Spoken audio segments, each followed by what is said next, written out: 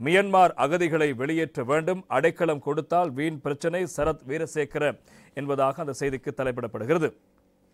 பணம் செலுத்தி படகில் வருபவர்கள் அகதிகள் அல்ல, இலங்கையில் வாழும் முஸ்லிம்கள் இலங்கையின் கலாச்சாரத்தோடு ஒன்றிணைந்து அனைத்து இனத்தவர்களோடும் இணக்கமாகவும் சகோதரத்துடன் வாழ்கிறார்கள். பிற நாட்டு முஸ்லிம்கள் ஷரியா சட்டத்தை கடைபிடிக்கிறார்கள். ஆகவே அவர்கள் இங்கே வருகின்ற விடயம் என்பது இங்கே முக்கியமான பிரச்சனைகளை உருவாக்கும் என்பதாகத்தான் அவர் தெரிவித்திருப்பதாக அந்த செய்திகள் பிரதானமாக இன்று தினம் பத்திரிகை இடம்பெடுத்திருப்பது நாங்கள் காலம். இலங்கையில் அவர்கள் இணக்கமாக செயல்பட மாட்டார்கள்.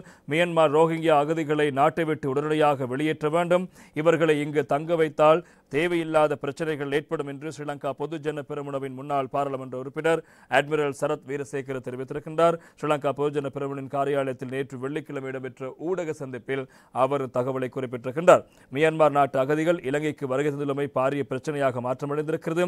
எதிர்வரும் காலப்பகுதியில் அகதிகள் என்று கூறிக்கொண்டு 1 லட்சம் பேர் இலங்கைக்கு வரவுள்ளதாக புலனாய்வு தகவல் கிடைத்துள்ளதாக பொதுமக்கள் பாதுகாப்பு அமைச்சர் ஆனந்த விஜயபால பாராளுமன்றத்தில் தெரிவித்திருக்கின்றார். அத்தோடு இவர்கள் அகதிகள் அல்ல, படகுக்கு பணம் செலுத்தி இலங்கைக்கு சட்டவிரோதமாக வருகை தந்திருக்கிறார்கள் என்று குறிப்பிட்டிருக்கின்றார். ஐக்கிய நாடுகள் சபையின் அகதிகள் தொடர்பான நிறுவனம் விடயத்தில் இலங்கை அழுத்தம் பிரயோகிக்க முடியாது. ஏனெனில் அகதிகள் தொடர்பான ஐக்கிய நாடுகள் சபையின் உடன்படிக்கை இலங்கை காய்ச்சாத்திடவில்லை. நிதி வழங்குகிறோம், மியன்மார் அகதிகளை பொறுப்பேற்குமாறு ஐக்கிய நாடுகள் சபை அகதிகள் நிறுவனம் இலங்கைக்கு அழுத்தம் பிரயோகிக்க முடியாது. இந்த அகதிகளை ஏன் இலங்கையில் வைத்திருக்க வேண்டும் என்பது மிகப்பெரிய பிரச்சனை.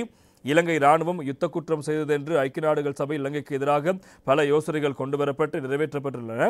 எனவே இலங்கைக்கு எதிராக சாட்சியம் திரட்டப்படுகிறது. இவ்வாறான பின்னணியில் சட்டவிரோத அகதிகளை பொறுப்பேற்குமாறு அழுத்தம் பிரயோகிக்க முடியாது. அகதிகள் என்று கூறிக்கொள்ளும் தரப்பினர் நேற்று முன்தினம் கொழும்பில் உள்ள ஐக்கிய நாடுகள் சபையின் காரியாலயத்துக்கு முன்பாக தமக்கு கௌரவமான வாழும் சூழல் வேண்டும் என்று பதாகைகளை ஏந்தியவாறு போராட்டத்தில் ஈடுபடுகிறார்கள். இவர்களின் பின்னணியில் ஒரு சக்தி உள்ளது என்பதை நாங்கள் நன்கு அறிவோம். அகதிகள் என்று கூறிக்கொள்ளும் அவர்கள் இஸ்லாமியர்கள், ஆனால் இலங்கையில் வாழும் முஸ்லிம் சமூகத்தினர் சிங்கள தமிழ் மக்களோடு இணக்கமாக செயற்படுகிறார்கள். அனைத்து இன மக்களின் கலாச்சாரங்களும் மதிப்பளித்து சகோதரத்துவத்துடன் வாழ்கிறார்கள். பிற நாடுகளில் வாழும் முஸ்லிம்கள் இவ்வாறு இணக்கமாக செயற்பட மாட்டார்கள். பிற நாடுகளில் உள்ள முஸ்லிம்கள் ஷரியா சட்டத்தை கடைபிடிக்கிறார்கள். அவ்வாறான கலாச்சாரத்தில் வாழ்ந்தவர்கள் இலங்கையின் கலாச்சாரத்துக்கு அமைய செயற்பட மாட்டார்கள். உலகில் 50க்கும் அதிகமான முஸ்லிம் நாடுகள் இருக்கின்றன.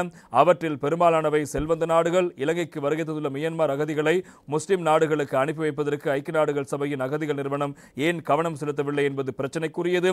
இலங்கை சமூக கட்டமைப்பில் பாரிய பிரச்சனைகள் காணப்படுகிற நிலையில் மியன்மார் நாட்டு அகதிகளை இங்கு நிரந்தரமாக தங்க வைப்பது பல பிரச்சனைகளை ஏற்படுத்தும்.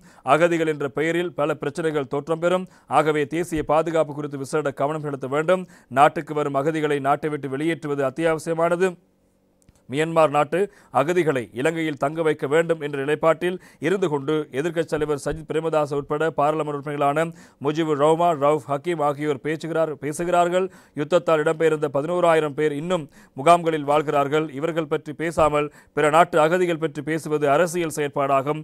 பணம் செலுத்தி படகுகளை வருபவர்கள் அகதிகள் அல்ல என்பதாக நேற்றைய தினம் சரத் வீரசேகர அவர்கள் தன்னுடைய அந்த ஊடக சந்திப்பில் தெரிவித்த கருத்துக்களும் பிரதானமான செய்திகளாக இன்று தினம் பத்திரிகையில் இடம்பெடுத்திருப்பதை நாங்கள் காணக்கூடியதாக இருக்கிறது.